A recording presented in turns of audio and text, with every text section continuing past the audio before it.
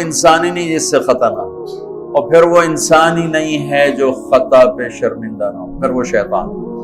خطا ہونا بزرگی میں کوئی رکاوٹ نہیں۔ صحابہ کی خطاؤں کو اللہ نے قرآن میں ذکر کیا، صحابہ سے ہر بڑے سے بڑی خطا ہوئی۔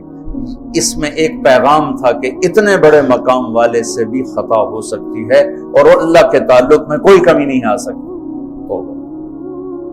ماعز اسلمی کو پتھر پڑ رہے تھے جب وہ حد لگ رہی تھی، تو دو آدمی آپس میں باتیں کر رہے تھے، دیکھو اچھا بھلا اس پر پردہ ڈال دیا تھا اللہ کے نبی نے، یہ خود ہی اپنے آپ کو ذلیل کر کے آ گیا۔ تو جب وہ ان کا انتقال ہو گیا اور وہاں سے واپس ہوئے تو راستے میں ایک گدھا مرا پڑا تھا، تو آپ نے کہا ان دو آدمیوں کو بلاؤ، وہ دونوں آ گئے۔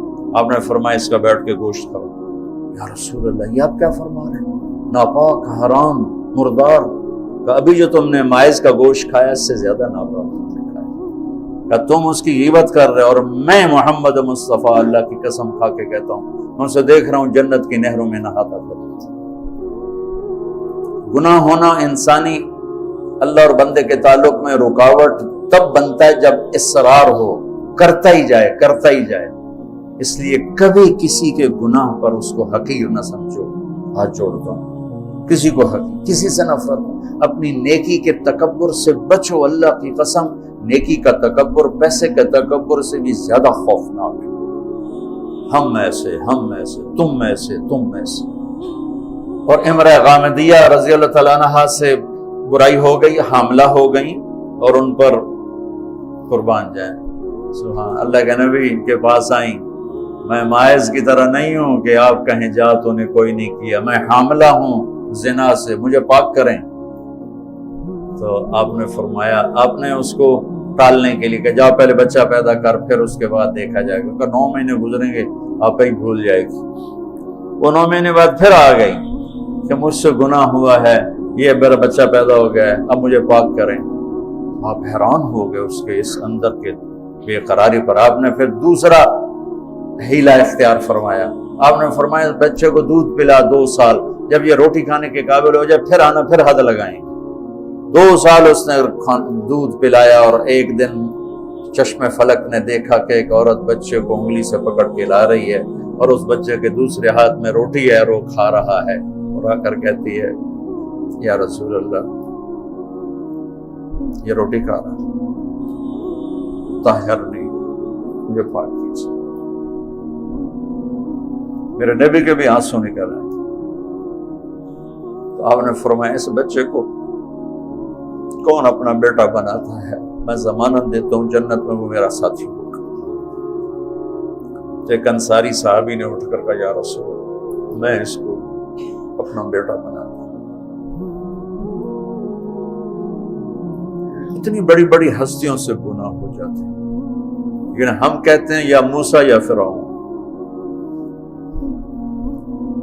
جو ایک احمقانہ شعر ہے، دورنگی چھوڑ دے یا کرنگ ہو جا، سراسر مون ہو یا سنگ ہو جا، کسی بیوقوف شاعر نے یہ شعر کہا۔ ان پر حد لگی تو خون کا کہ چھینٹے حضرت خالد پر جا کے پڑے، تو انہوں نے کو 2-4 لفظ سخت کہہ دیا۔ آپ نے فرمایا خالد ایسا مت کرو، اس بچی نے وہ توبہ کی ہے، پورے مدینے پہ تقسیم کروں سب کی بخشش ہو جائے۔ انہو من یتق، بڑے سے بڑے سے بھی ہو جاتا ہے۔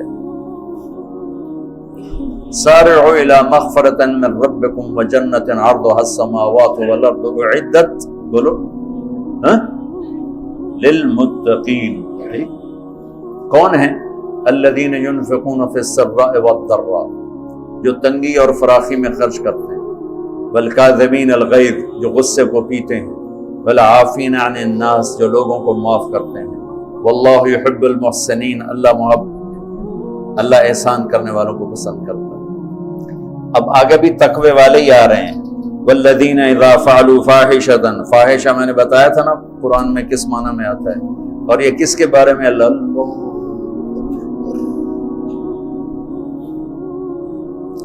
میرے تو نے اتنی گنجائشیں دی اور تیرے بندوں نے جہنم ہی واجب کر دی تیرے بندوں۔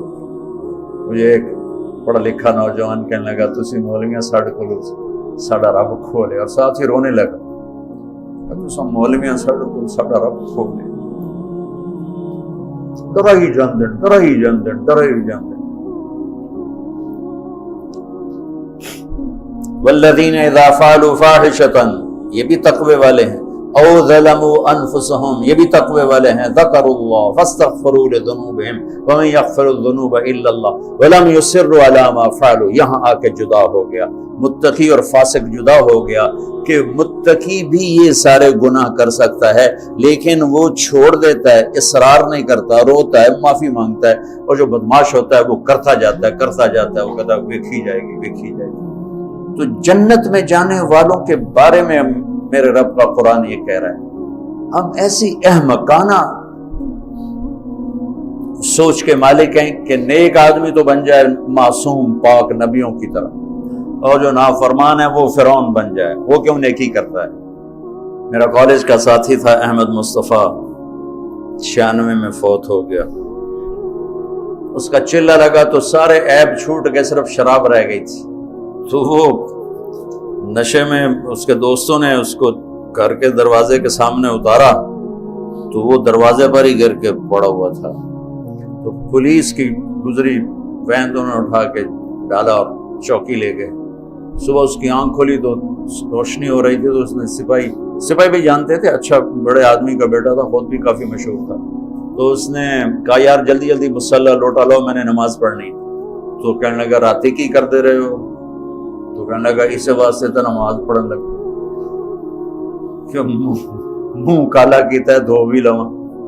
اور ہمارا کیا تصور ہے، تو تیری روٹی حرام، تجھے نمازوں کا کیا فائدہ، تو داڑھی منڈاتا ہے، تیرا کیا دین ہے، تیری شکل ہی کافروں جیسی ہے، تیرا کیا دین ہے۔ ہمارے دیندار طبقے نے بے دینی کو پروموٹ کیا ہے نفرت کر کے۔ نہ کریں نہ سنیں، سننی بھی نہیں، کسی کی برائی مت سنو، کسی کی برائی مت سنو۔ آپ خوشحال رہیں گے، پرامن رہیں گے۔